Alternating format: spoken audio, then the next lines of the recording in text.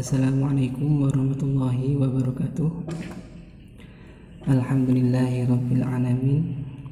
La haula wala quwata illa billah, amma ba'du. Perkenalkan, nama saya Ahmad Ridwan, guru praktikan dari IAIN Kudus. Bagaimana kabar kalian hari ini? Semoga kalian dalam keadaan sehat walafiat semua ya.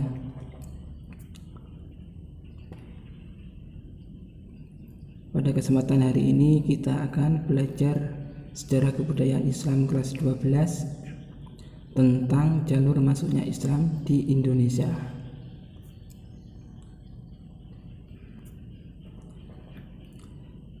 Namun sebelum kita memulai pelajaran pada hari ini, alangkah baiknya kita berdoa terlebih dahulu. Bismillahirrahmanirrahim. Raditu billahi rabba wa bil islami dina wa bi Muhammadin nabiyya wa rasulah. Rabbi zidni ilma warzuqni fahma. Amin ya rabbal alamin.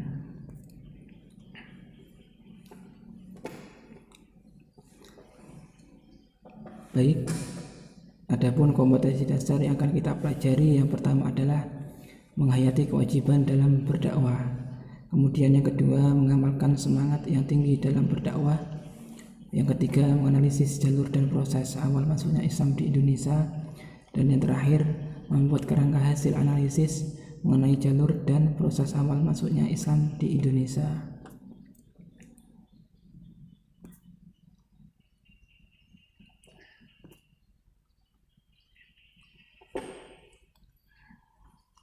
Adapun tujuan pembelajaran yang akan kita pelajari nanti, yang pertama adalah peserta didik mampu memahami kewajiban dalam berdakwah.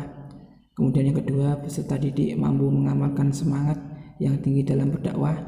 Kemudian yang ketiga, peserta didik mampu menganalisis jalur dan proses awal masuknya Islam di Indonesia. Dan yang terakhir, peserta didik mampu membuat kerangka hasil analisis mengenai jalur dan proses awal masuknya Islam di Indonesia.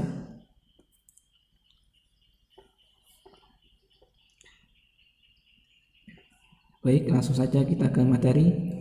Jalur masuknya Islam di Indonesia dibagi menjadi 4 teori. Yang pertama adalah teori Gujarat atau India, kemudian teori Makkah atau Arab, kemudian teori Persia atau Iran, kemudian yang terakhir adalah teori Tiongkok atau Cina.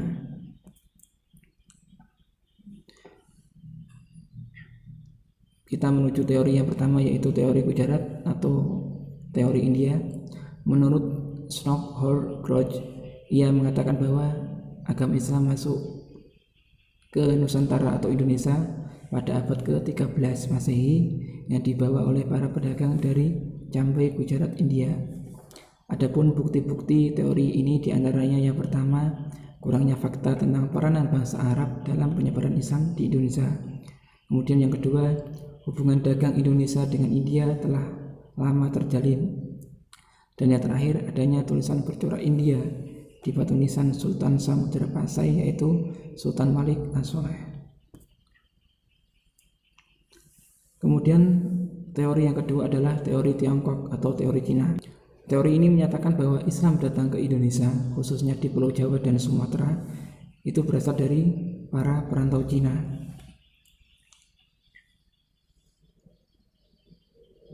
Pada masa Hindu-Buddha, etnis Cina telah berbaur dengan penduduk Indonesia terutama melalui kontak dagang. Bahkan ajaran Islam telah sampai di Cina pada abad ke-7 Masehi. Teori ini didasarkan pada sumber luar negeri atau kronik maupun lokal, yakni berupa kabar dan hikayat. Misalnya, Raja Islam pertama di Jawa, yakni Raden Fatah dari Bintoro Demak, merupakan keturunan Cina karena ibunya berasal dari Campa atau Cina. Bukti-bukti lainnya adalah masjid-masjid tua yang bernilai arsitektur Tiongkok yang didirikan oleh komunitas Cina di berbagai tempat, terutama di Pulau Jawa. Pelabuhan penting sepanjang abad ke-15 seperti Gresik, menurut catatan Cina, diduduki pertama oleh para pelaut dan pedagang Cina.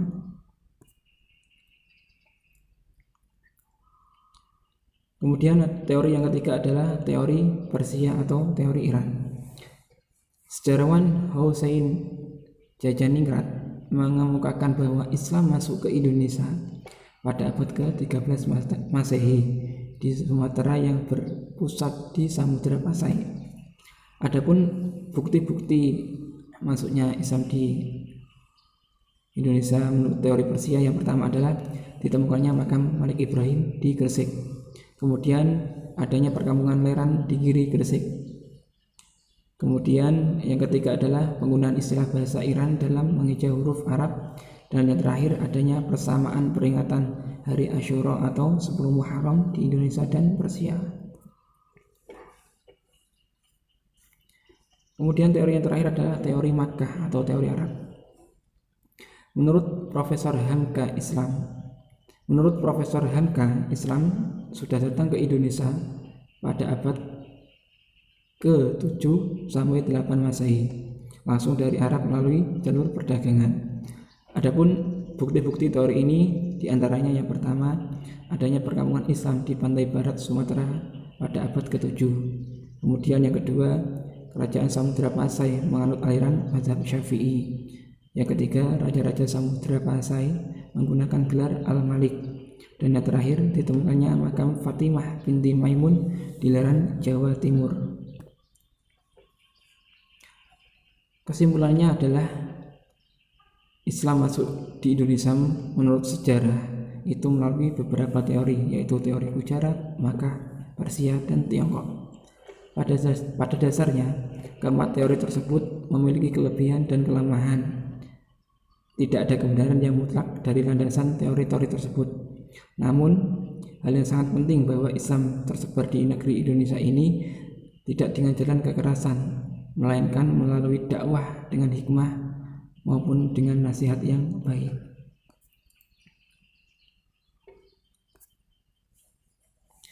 Baik, ada tugas individu untuk kalian. Tolong tugas ini dikerjakan sebagai bukti kehadiran kalian dan sebagai penilaian dari kalian.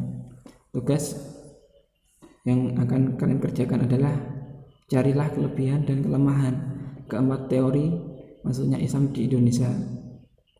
Ingat, tugas ini ditulis di kertas, kemudian difoto dan dikirim lewat japri WA saya, yaitu di 085 217 261 587. Batas pengumpulan maksimal sampai jam 9 malam.